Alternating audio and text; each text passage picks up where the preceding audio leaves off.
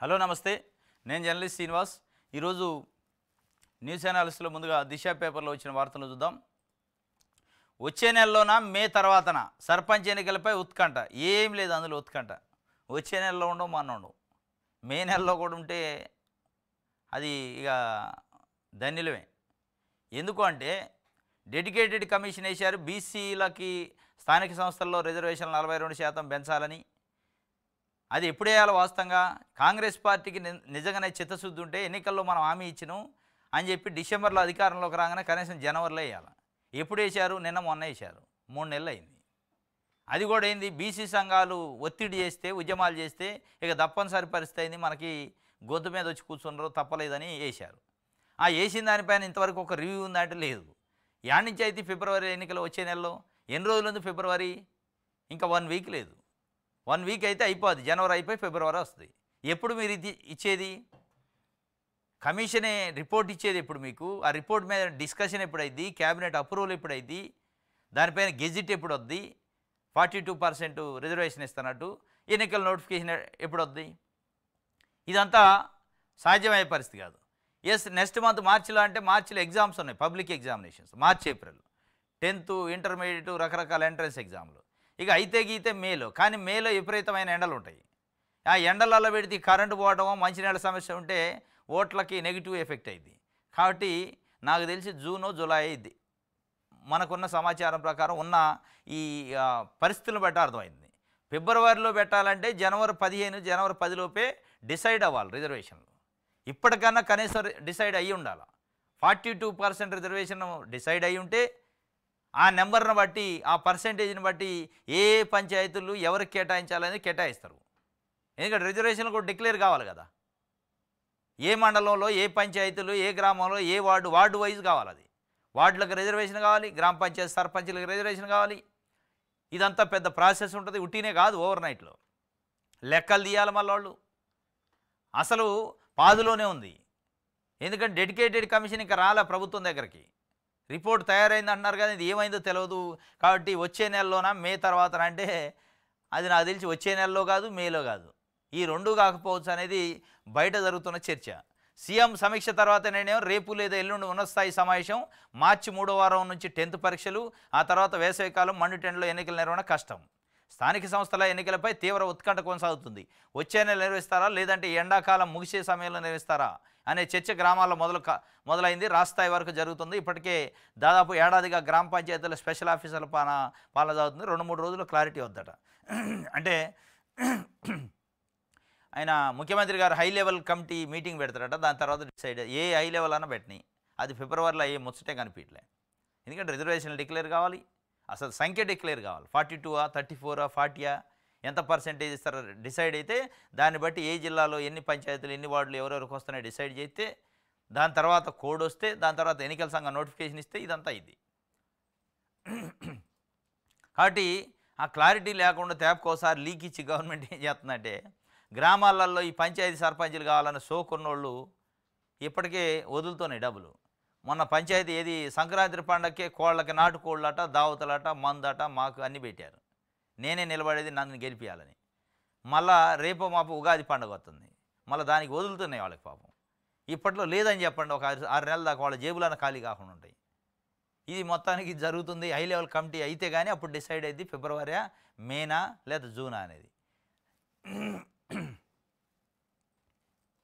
ఇక రేపటి నుంచి మున్సిపాలిటీలలో కూడా స్పెషల్ ఆఫీసర్ల పాలన వస్తుందట. ఇప్పటికే సర్పంచులకు ఉంది, అది వస్తుందట మున్సిపాలిటీలలో. దానం గూడెం వ్యవహారంపై అధిష్టానం ఫోకస్ పెట్టింది. ఏంది ఫోకస్ పెట్టేది? ఏం పెడతారు ఫోకస్? వాళ్ళు ఏమైనా లెక్క చేస్తాను కాంగ్రెస్ పార్టీని జాయిన్ చేసుకుంటారు, వదిలేతిరి అది చేసిన అంబోతు లెక్క. వాళ్ళు పోయి ఏం చేస్తున్నారు? దానం నాగేంద్ర అయినా, గూడెం మైపాల్ రెడ్డి అయినా, XYZ ఓడన కానీ 10 మంది జాయిన్ అయ్యారు. వాళ్ళు పోయి అసలు కాంగ్రెస్ పార్టీ జెండాని భుజాన వేసుకొని భుజాలు కాయలు కాసే వరకు 10 ఏళ్ళు మోసారు కదా. 10 ఏళ్ళు మోసి ఏ దానం నాగేంద్ర అయితే, ఏ గుడెం మహపాల్ రెడ్డి అయితే అక్కడ ఎమ్మెల్యేగా ఉండి వాళ్ళపైన అక్రమ కేసులు పెట్టి అవమానించిండో వాళ్ళ దగ్గరకే పోవాల్సి వస్తుంది. వాళ్ళ మీద ఉసిగొలిపి పంపించారు. రేవంత్ రెడ్డి గారు కండవ కప్పి, మీరు పోయి మా కాంగ్రెస్ పార్టీ కార్యకర్తలు ఎవరైతే ఉన్నారో జెండా మోసిన వాళ్ళని మీరు బాధండి, కొట్టండి, కేసులు పెట్టండి, మళ్ళీ కూడా మీదే, మీకు లైసెన్స్ ఇచ్చిన అని చెప్పినట్టే ఉంది. అది ఒక్కడు కూడా లెక్క చేయట్లేదు అసలు కాంగ్రెస్ వాళ్ళని. ఏం చేయాలి పాపం, ఇక దాడులు జరుగుతున్నాయి. ఇది అధిష్టానం ఫోకస్ పెట్టిందని చిట్ చాట్లో పీసీసీ చీఫ్ సవాల్ ఇచ్చిరిండు. ఏం సవాల్ ఇస్తుడు, గాంధీ భవన్కి వచ్చి తనుకుంటున్నారు దమ్మున. మొన్న భద్రాద్రి కొత్తగూడెం జిల్లా యూత్ కాంగ్రెస్ వాళ్ళట సొక్కా జింపి వాదారు ఒకడిని. ఆడ కూడా ఇదే పీపీ బ్యాచ్, అసలు కాంగ్రెసు. పీపీ బ్యాచ్ అంటే ప్రజాపాలన కోసం వచ్చిన కాంగ్రెస్ వాళ్ళు వీళ్ళు. అప్పట్లో కేసీఆర్ ఉన్నప్పుడు బంగారు తెలంగాణ అనేది BT batch, UT batch. UT అంటే ఉద్యమ తెలంగాణ, బీటీ అంటే బంగారు తెలంగాణ. అది పోయింది ఆ శకం. ఇప్పుడు పీపీ బ్యాచ్ వచ్చింది, ప్రజాపాలన బ్యాచ్. ప్రజాపాలన బ్యాచ్, అసలు కాంగ్రెస్ బ్యాచ్. ఈ రెండు కలిసి ఈ ప్రజాపాలన వాళ్ళు వచ్చి అసలు కాంగ్రెస్ వాళ్ళని బాతున్నారు, దమ్ము బాతున్నారు బట్టలు ఓడదీసి. మరి ఏమి ఆత్మగౌరవం ఉన్నట్టు కాంగ్రెస్ పార్టీ నాయకత్వం ఏం చెప్తున్నట్టు కింద కార్యకర్తలకు భరోసా తెలవట్లే. చాలా ఫోకస్ పెట్టిందాడు, సీరియస్ అయిందాడు. ఏది సీరియస్ అయ్యేది, ఒక్కడి మీద చర్య ఉందా? గాంధీ భవన్కి వచ్చి ఆ రకంగా కొట్టుకుంటే ఒకడమే కేసు పెట్టారు, మీరు చర్య ఉందా? సస్పెండ్ చేశారా? ఏం లేదు.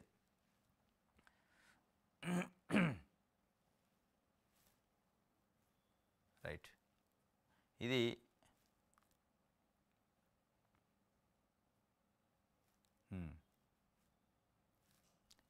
రైట్. ఆంధ్రప్రభ చూద్దాం. 20 లక్షలు ఇల్లు ఇవ్వండి అని కేంద్ర గృహ నిర్మాణ శాఖ మంత్రి మనోహర్ లాల్ ఖట్టర్కి చెప్పారు. నిన్న తెలంగాణకు వచ్చిండు ఆయన, కరీంనగర్ లేదు ప్రోగ్రామ్ ఉండి ఆడ చెప్పారు 20 లక్షలు ఇల్లు ఇవ్వండి మాకు, మేము ఇందిరమ్మ ఇల్లు ఇస్తానని హామీ ఇచ్చినాం, హామీ నెరవేర్చాలంటే మీరు ఇస్తేనే తప్ప అని. వాళ్ళు ఇస్తారా మరి ఏం చేస్తారో చూడాలి. వీళ్ళు అయితే అడిగారు.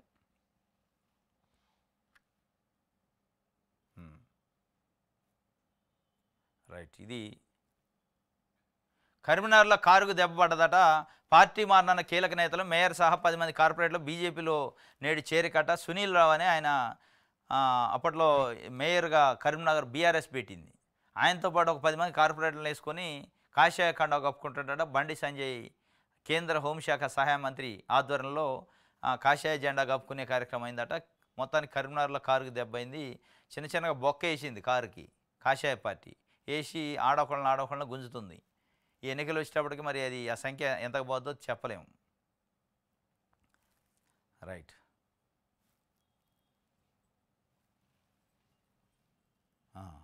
ఇది నమస్తే తెలంగాణ చూద్దాం.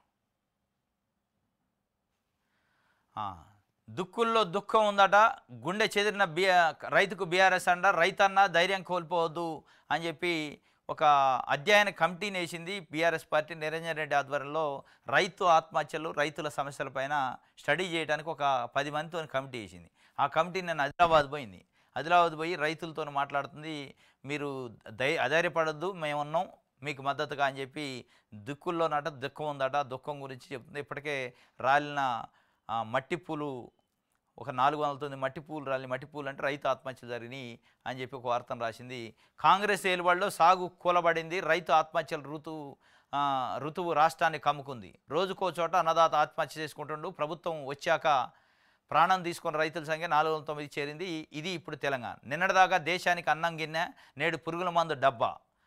మరి ప్రభుత్వం ఏం చేస్తుంది? రైతును వదిలి ఎగవేతలను తలపోస్తున్నది అని చెప్పి వాళ్ళు నిన్న పోయి మొత్తం రైతులకైతే మద్దతుగా నిలిచారు. గ్రామసభ రసభాస అయిపోయినాయి నిన్నటితో. గ్రామసభలో యాడికి పోయినా రసభాసే. టెంట్లు గోలగొట్టడం, టెంట్ గాళ్ళ తీసుకొని ఎంటబడటం, నాయకులు అధికారులు ఏమిటి అది మామూలు లేదు, ఒక వీరంగం లెక్క ఉంది. అది అసలు ఎందుకు పెట్టిండు ఆ గ్రామసభ, ఎవరి కోసం పెట్టిండు, దేనికోసం? అది ఒక రకంగా కాంగ్రెస్ పార్టీకి తీవ్రమైన నష్టం. ఆ గ్రామసభలు మామూలు నష్టం కాదు. మరి వాళ్ళకి తెలుసా తెలవదా? అసలు ఉన్న సలహా అడుగుతుండ్రా? కనీసం మా ఓటోళ్ళని అడిగిన చెబుతాం. దేనికి గ్రామసభ? ఏముందాడా? ఏమన్నా ఇచ్చారా? ఒక ఇల్లు, ఒక రేషన్ కార్డు ఇచ్చారా? ఇక దరఖాస్తు చేసుకున్న వాళ్ళలో అర్హుల జాబితా అని చెబుతారు. దానికోసం గ్రామసభ పెడతారు. మళ్ళీ అదాన చక్కగా చేశారా? అడగనోడికేమో జాబితాలో చోటు ఉండే, అడిగినోడికే చోటు లేదా. పొట్టుకు తిడతారు, పొట్టుకు తిట్టి అమ్మడబడతారు. ఇది కేసీఆర్ సోదరి కన్ను మూసిందట. అనారోగ్యంతో చీటి సకలమ్మ మృతి చెంది నిన్న కేసీఆర్ కుటుంబానికి సంబంధించి ఆయన తోడబుట్టిన అక్కట చనిపోయింది ఆమె. దానికి సంబంధించి కూడా ఒక వార్త ఇచ్చారు సకలమ్మ. ఇగోదు మాజీ ముఖ్యమంత్రి కల్వకుంట్ల చంద్రశేఖరరావు సోదరి సిటీ సకలమ్మ శుక్రవారం రాత్రి కనుమూశారు. కొంతకాలంగా అనారోగ్యంతో బాధపడుతూ హైదరాబాద్లోని ఓ వైద్యశాలలో చికిత్స పొందుతుంది. కేసీఆర్కి సకలమ్మ 5వ సోదరట. ఆమె స్వగ్రామం రాజన్న సిరిసిల్ల జిల్లా ఎల్లారెడ్డిపేట మండలం పెదిర. భర్త హనుమంతరావు కొన్నేళ్ల క్రితమే చనిపోయారట. 5వ అక్కట చనిపోయింది. వీళ్ళంతా ఇక ఆడనే ఉంటారట. అల్వాల్లో వాళ్ళు ఇల్లట. అక్కడ తీసుకొస్తే కానీ ఇక అంత్యక్రియల కార్యక్రమంలో మరి కేసీఆర్ కూడా ఫామ్ హౌస్ నుంచి వస్తాడా ఇక చూడాలి మనం. రైట్, ఆంధ్రజ్యోతి చూద్దాం. రైట్,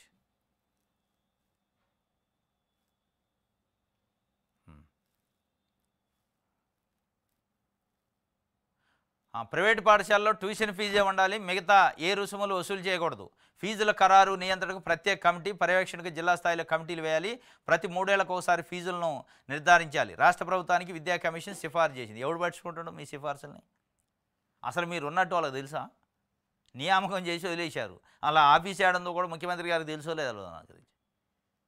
ఆకునూరు మండల విద్యా కమిషన్ చైర్మన్ గారే ఆవేదన వ్యక్తం చేస్తాను. నాకు కుర్చీ లేదు, బాల లేదు, బడ్జెట్ లేదు, మన లేదు, తీసుకొచ్చి పెట్టారు. నేను చెప్పే మాటకి నేను చేసే పనికి విలువ లేకుండా అయింది అని ఆయన మంచి సూచనలే చేసిండు. దాన్ని పాటిస్తే కదా. ఇప్పుడు ఆయన ఏం చెప్తుండే, ప్రైవేటు పాఠశాలలో ట్యూషన్ ఫీజు ఉండాలి, మిగతా ఏ రుసుములు ఉండకూడదు, ఫీజుల ఖరారు నియంత్రణకు కమిటీ ఉండాలి ప్రత్యేకంగా అన్నాడు. ఇవన్నీ చేస్తే నారాయణ డబ్బులు ఎట్టిస్తాడు? పార్టీలకు ఫండ్ ఇస్తాడు. నారాయణ శ్రీ చైతన్య వాళ్ళు డబ్బులు ఇస్తారా? పార్టీ ఫండ్ ఇవ్వాలంటే ఇవన్నీ ఉండకూడదు. ఇవన్నీ ఉంటే ప్రజలకు మేలు అయింది. ప్రజలకు మేలు అయితే వాళ్ళకి పార్టీ ఫండ్ ఎట్ వద్ది.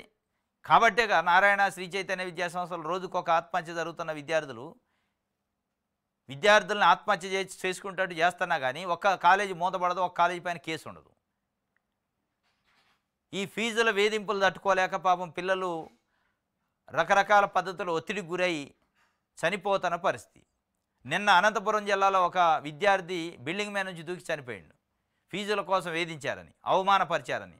క్లాసులలో 40-50 మంది విద్యార్థులు ఉన్న క్లాసులో నిలబెట్టి ఫీజు కట్టడం చేత కాకపోతే ఎందుకు జాయిన్ అయినవి ఈ కాలేజీలో, మీ అయ్యకి సిగ్గులేదా, నీకు సిగ్గులేదా అని అవమానపరుస్తుంటే ఏ విద్యార్థి అయినా ఎట్ట బతుకుతాడు, ఎట్ట చదువుకుంటాడు, ఎట్ట తలెత్తి తిరుగుతాడు?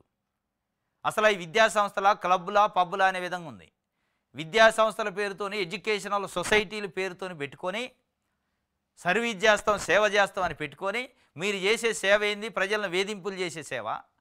విద్యార్థుల్ని, పేరెంట్స్ని జలగల్లెక్క పట్టి పీడిస్తున్నారు, రక్తాలు దాగుతున్నారు. అదే సేవ అంటే? వాళ్ళపైన మీరు విద్యా కమిషన్ చైర్మన్ ఆకునూరు మురళి గారు చెప్తే ఇని ప్రభుత్వాలు చర్యలు తీసుకుంటాయని మీరు ఆశిస్తున్నారా? ఏమన్నా నమ్మకం ఉందా మీకు? ఎట్టి పరిస్థితుల్లో మీరు ఆశించేది జరగదు. మీరు ఆశించేది జరగాలంటే ప్రభుత్వానికి కూడా బడిత పూజ చేయాలి ప్రజలు. దమ్మున అది ఒక ఎజెండా కావాలి ఓట్లేయాలంటే. నారాయణ శ్రీ చైతన్య సంస్థలని కట్టడి చేస్తాను అని మేనిఫెస్టోలో ఒక వర్డ్ పెట్టండి. ప్రైవేటు పాఠశాలలో, ప్రైవేటు కాలేజీలో ట్యూషన్ ఫీజు ఉండాలి అని పెట్టండి. ఏ రుసుములు వసూలు చేసినా కఠినమైన చర్యలు, కేసులు పెడతామని మీరు మేనిఫెస్టోలో పెట్టిన అప్పుడే ఓట్లు వేస్తామని ప్రజల నుంచి రావాలి రెవల్యూషన్. ప్రజలేం మూటలు డబ్బులు తీసిపోయి నారాయణకి కడతారు, ప్రభుత్వాలేం కళ్ళు మూసుకుంటాయి. ఎవడు పోరాటం చేయాలి? వాస్తవంగా ఇది ఒక పెద్ద సమస్య, పెద్ద మాఫియా. ఇది మెడికల్ మాఫియా, విద్యా మాఫియా అనేది ఇలా రాష్ట్రంలో ప్రజల్ని సగం కుదేలు చేస్తుంది. అసలు ప్రభుత్వాలు ఏం చేస్తాయి? అభివృద్ధి, సంక్షేమం పక్కన పెడితే అది ఒక పార్శ్వం. దానికంటే ముందు ఈ రెండింటిని కంట్రోల్ చేస్తే ప్రజలు చాలా సేఫ్ ఉంటారు. విద్య పైన, వైద్యం పైన జరుగుతున్న దాడి, మాఫియా, ఈ జలగల్లెక్క పట్టి పీడించడం, ఈ రెండింటిని కట్టడి చేస్తే ప్రజలు సగం సేఫ్ అవుతారు. మీరు ప్రభుత్వం నుంచి ఏమైనా ఉచితాలు కోరుకోరు. మీరు ఒకవైపు మేము ఉచితంగా ఇస్తామని ఇటువైపు నుంచి కుడి చేత్తోనే ఇస్తున్నారు, ఎడం చేత్తోనే గుంజుకోవడానికి అవకాశం నారాయణ శ్రీ చైతన్యకి ఇస్తున్నారు. కాబట్టి ప్రైవేటు పాఠశాలలో ట్యూషన్ ఫీజులు ఉండాలి కరెక్టే, కానీ ఉండవు. ఇంకోటి ఎస్సీ వర్గీకరణ నివేదిక ఒక కొలిక్కి వచ్చిందట. ఫిబ్రవరి మొదటి వారంలో ప్రభుత్వానికి వచ్చిందట. వివరాలపై అధ్యయనం దాదాపు పూర్తయిందట. పొందుపరిచే అంశాలపై కమిషన్ కసరత్తు. విచారణలో 7 నుంచి 8,000 దరఖాస్తులు. 1981 నుంచి ఎస్సీల వివరాలు సేకరించారట. అక్షరాస్యత నుంచి ఉద్యోగాల దాకా జాబితా. ప్రభుత్వంలో 94,000 మంది ఎస్సీ ఉద్యోగులు ఉన్నారట. ఎస్సీ వర్గీకరణ పైన ఏకసభ్య కమిషన్ వేశారు. జస్టిస్ షమీం అఖ్తర్ గారి ఆధ్వర్యంలో ఒక కొలిక్కి వచ్చిందట రిపోర్టు. ఆ రిపోర్ట్లో 1981 నుంచి జనాభా లెక్కలు ఎట్లా ఉన్నాయి, ఏ జిల్లాలో ఎట్లా ఉన్నాయి, ఎస్సీలలో క్యాస్ట్ వైజు, అదే మొత్తం ఎస్సీ ఎంప్లాయీస్ ఎంతమంది ఉన్నారని నివేదిక తీస్తే 94,000 మంది ఎస్సీ ఎంప్లాయీస్ ఉన్నారట. ఆ 94,000 మందిలో అంటే ప్రభుత్వం వివిధ దశల్లో రిక్రూట్మెంట్ చేసిన దాంట్లో ఎస్సీ ఏలో ఎంతమంది ఉన్నారు, బీలో ఎంతమంది ఉన్నారు, సిలో డీలో ఎంతమంది ఉన్నారు, వాళ్ళు చెబుతున్న పాత వర్గీకరణ ప్రకారం ఎంతమంది 94,000లో ఉన్నారు, ఎవరికి అన్యాయం జరిగింది, ఎవరికి నష్టం జరిగింది అనే విషయాల్ని తీశారట. ఇప్పుడు కానీ అసలు లెక్క బయటకు వద్ది. ఎంఆర్పిఎస్ పేరుతోని ఎస్సీ వర్గీకరణ చేయాలి, మాకు 70 సంవత్సరాల నుంచి అన్యాయం జరుగుతుంది, వెనకబడిపోయినవని వాళ్ళు ఉద్యమం చేశారు. ఆ ఉద్యమానికి సంబంధించిన ఫలితాలు ఆగస్టు 1 రోజు సుప్రీంకోర్టు ఇచ్చింది తీర్పు వాళ్ళకి ఫేవర్గా. కానీ ప్రభుత్వాలు ముందుబాటు చేయట్లేదు. వాళ్ళ మధ్యలో గొడవ పెడుతున్నాయి తప్ప ఒక ముందడుగేసి ఒక పెద్దన్న పాత్ర పోషించి సుప్రీంకోర్టు జడ్జిమెంట్ ఉంది అల్టిమేట్ కాబట్టి మేము చేస్తున్నాం అని ఇనిషియేషన్ తీసుకోలే. మళ్ళా మందకృష్ణ గారు ఒక అడుగు ముందుకేసి ఉద్యమం చేస్తారంటే ఈ కమిషన్ వేసింది.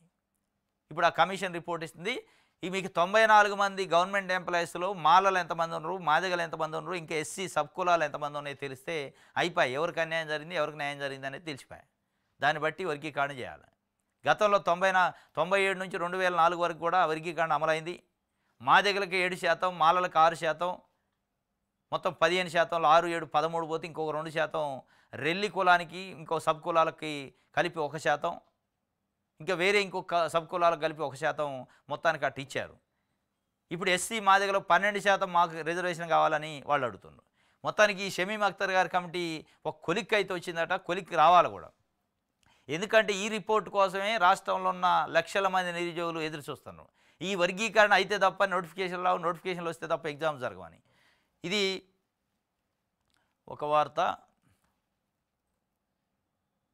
గజం 1,85,000 రూపాయలు పడ్డదట. హైదరాబాద్ కేపీహెచ్పీలో ప్లాట్ల వేలం ఉద్రిక్తల మధ్య కొనసాగించిన అధికారులు ఉదయం కోర్టు స్టే, మధ్యాహ్నం గ్రీన్ సిగ్నల్, అమ్మకాలు ఖరారు చేయొద్దన్న హైకోర్టు. లేఅవుట్లో చూపెట్టకుండా మిగిలిన ప్లాట్లుగా పేర్కొనడం తగదని స్పష్టీకరణ. గజం 1,85,000 రూపాయలు పలికిందట. కేపీహెచ్పీ కాలనీలో కోర్టు నుంచి ఒక ఆయన స్టే తెత్తడు, ఇంకొక ఆయన గ్రీన్ సిగ్నల్ అంటాడు, ఇంకొక ఆయన మళ్ళీ దాన్ని స్టేని ఆపినట్టు తెత్తడు. ఇదంతా నిన్న జరిగిందట.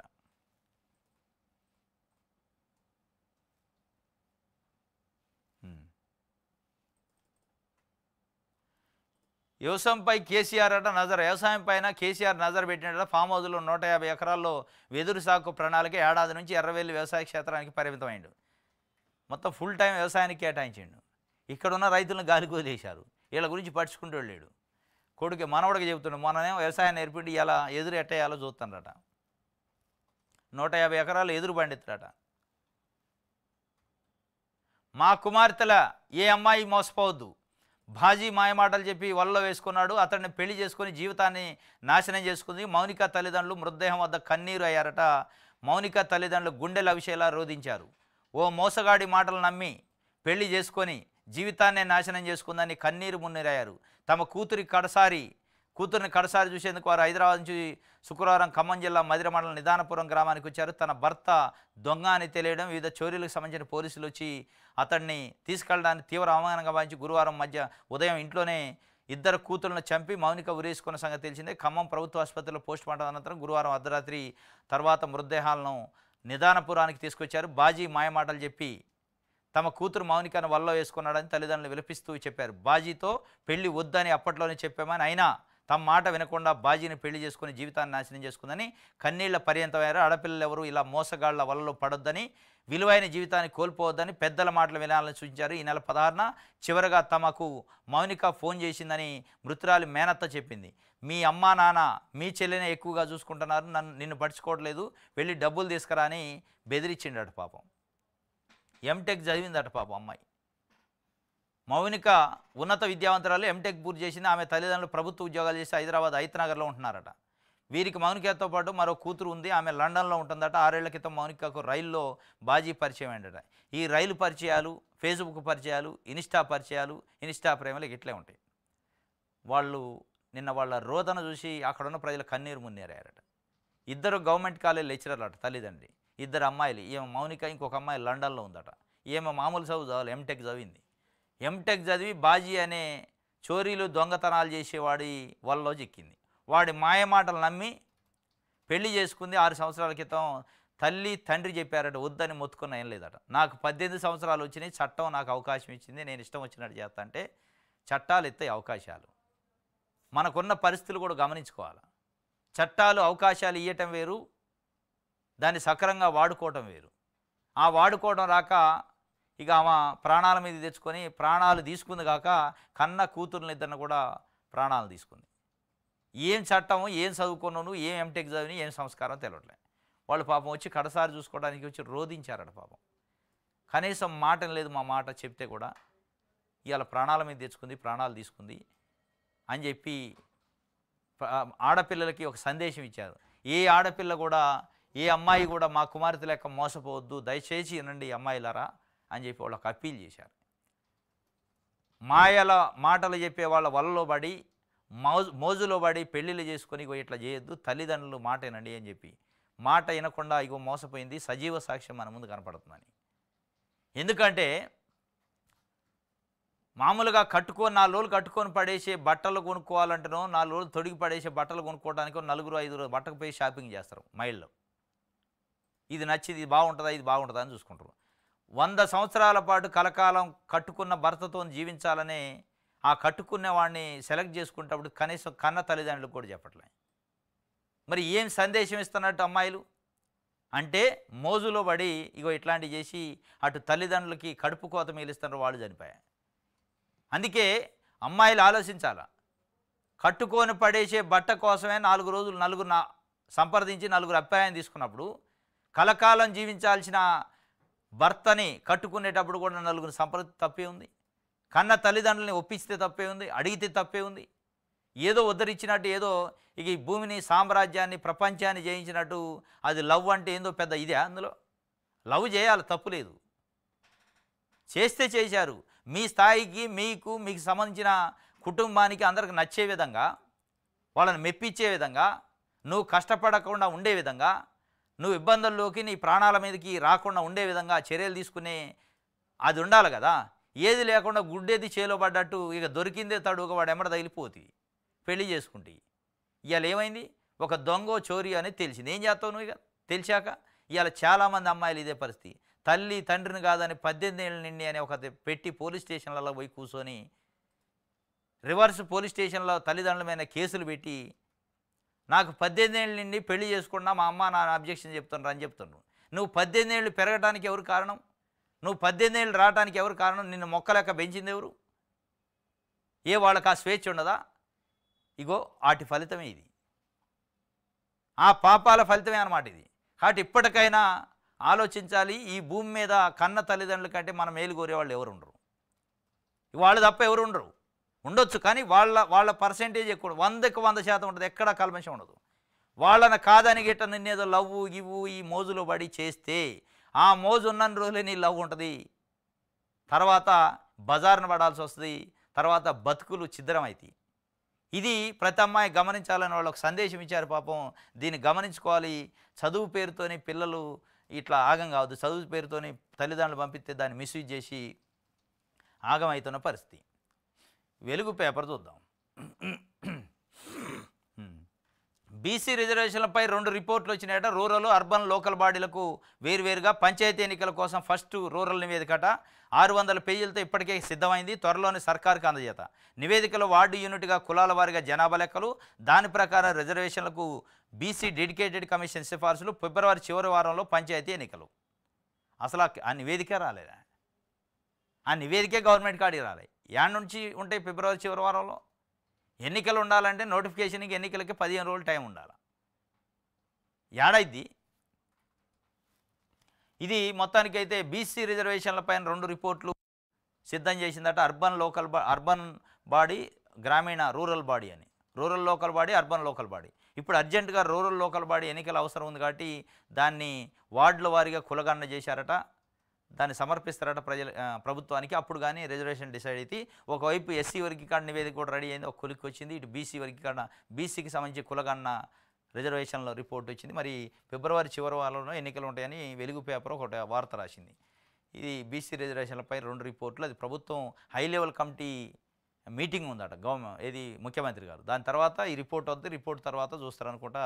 ఇది ఒక వార్త అయితే ఇంకోటి కొత్త వాళ్ళకి రైతు భరోసా దరఖాస్తులకు వెబ్సైట్ ఓపెన్ అయింది. వివరాలు ఎడిట్కి ఆప్షన్. కొత్త పాస్ పుస్తకాలు వచ్చిన వాళ్ళు అప్లై చేసుకోవాలని వ్యవసాయ శాఖ సూచించింది. జనవరి 26 నుంచి స్కీములు అమల్లోకి వస్తాయట. కొత్త వాళ్ళకి రైతు భరోసాకి అప్లై చేసుకునే అవకాశం ఉందట. అంటే కొత్త వాళ్ళు మీన్స్ ఏమైందంటే జనవరి 1, 2025కు ముందు కొనుక్కొని భూములు రిజిస్ట్రేషన్ చేసుకున్న వాళ్ళు, లేదా తల్లిదండ్రుల నుంచి వారసత్వంగా భూములు పాస్ పుస్తకాలు వచ్చిన రైతులు ఎవరైనా ఉంటే వాళ్ళట ఈ రైతు భరోసాలో మండలంలో ఉండే ఏఈఓల దగ్గర పోయి మీ పాస్ పుస్తకము, బ్యాంక్ అకౌంటు, ఆధార్ కార్డు ఈ డీటెయిల్స్ సమర్పించాలట. సమర్పిస్తే వాళ్ళు ఆన్లైన్లో ఫీడ్ చేస్తారు. మీ వివరాలు రిపోర్ట్ చేస్తారు. అందులో ఎంటర్ చేసి మీకు రైతు భరోసా ఇప్పుడు వచ్చేటట్టు చేస్తారు.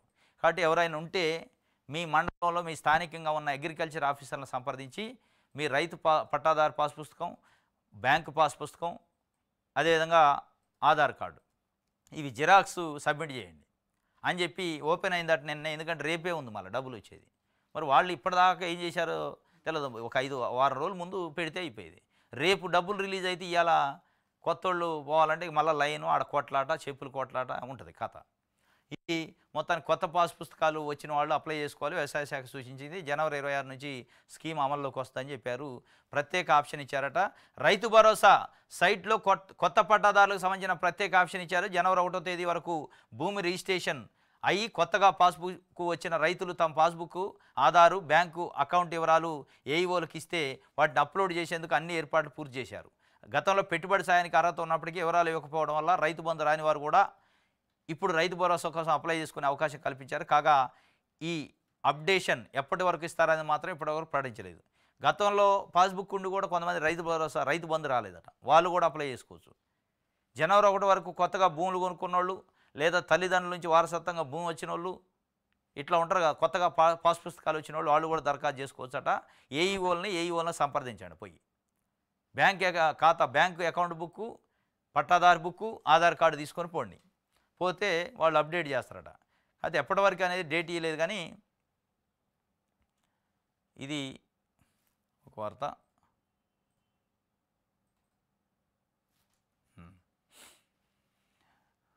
రైట్,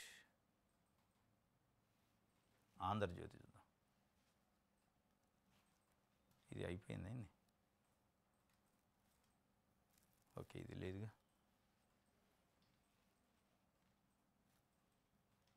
సాక్షి పేపర్.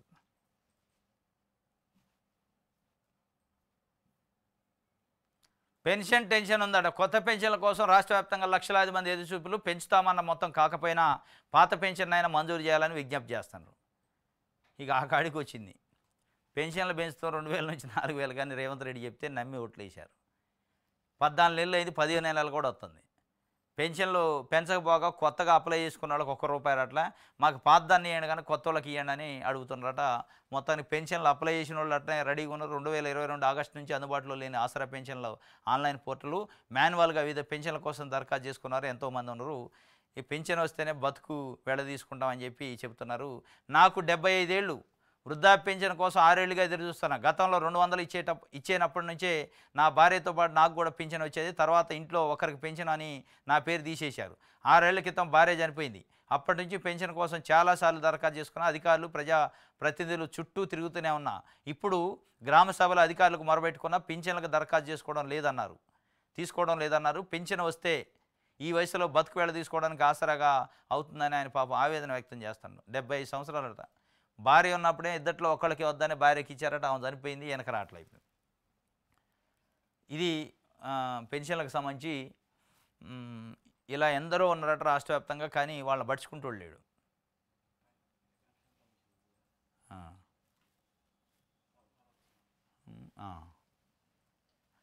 ఓకే, ఎన్నికల వజ్రోత్సవం ఉంది. 75 సంవత్సరాలు అయింది ఎన్నికల సంఘం ఏర్పడి.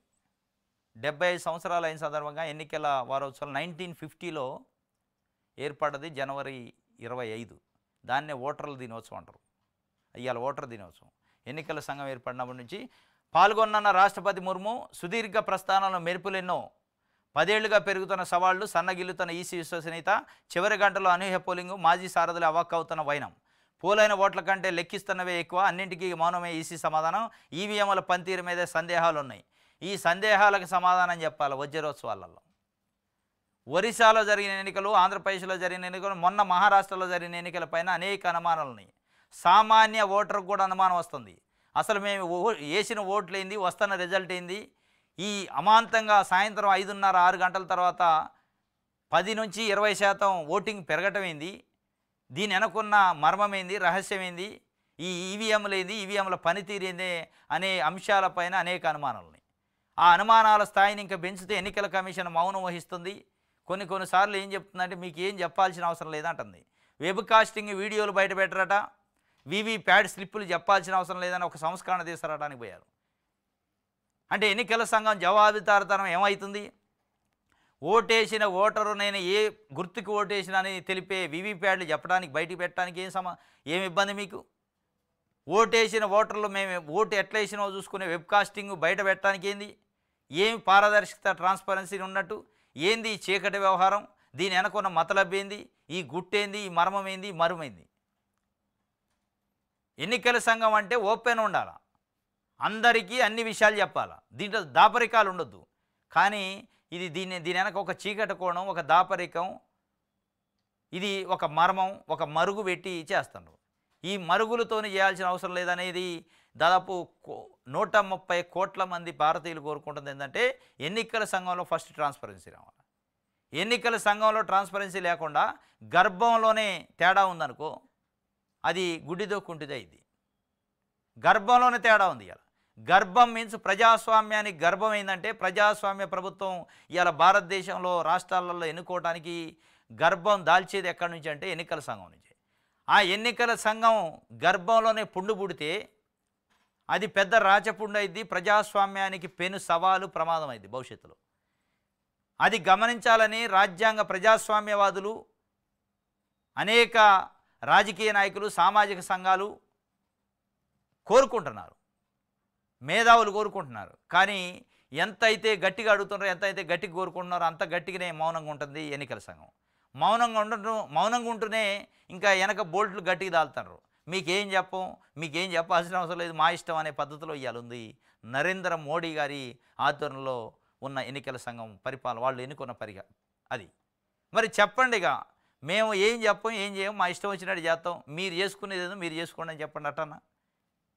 ఎందుకు ఎన్నికల సంఘం ఎందుకు, దానికి ఒక కమిషన్ ఎందుకు, దానికి ఒక వ్యవహారం ఎందుకు, దానికి ఒక యంత్రాంగం ఎందుకు? బీజేపీ పార్టీ ఒకరిని పెట్టుకొని నడిపితే ఎన్నికలు అయిపోద్ది కదా. నరేంద్ర మోడీ గారి, అమిత్ షా గారిని ఉన్న పెట్టండి ఎన్నికల సంఘం, ఈయన ఎన్నికలు పెడతాడు, అయిపోద్ది. ఆయన చెప్పినోడే ప్రధానమంత్రి, ఆయన చెప్పినోడే ముఖ్యమంత్రి అంటే అయిపోయాయి. ఇదంతా ఎందుకు మళ్ళీ తతంగం? కాబట్టి ఈ వజ్రోత్సవాల సందర్భంగానే కనీసం కనువింపు కలిగి వాళ్ళు ఇప్పుడన్నా నోరు తెరవాలి అనేది ప్రజలు కోరుకుంటున్నారు. ఇది సాక్షి సంబంధించి ఇది ఈరోజు న్యూస్ అనాలిసిస్. రేపు తాజా వార్తలతో తిరిగి కలుసుకుందాం. Thank you.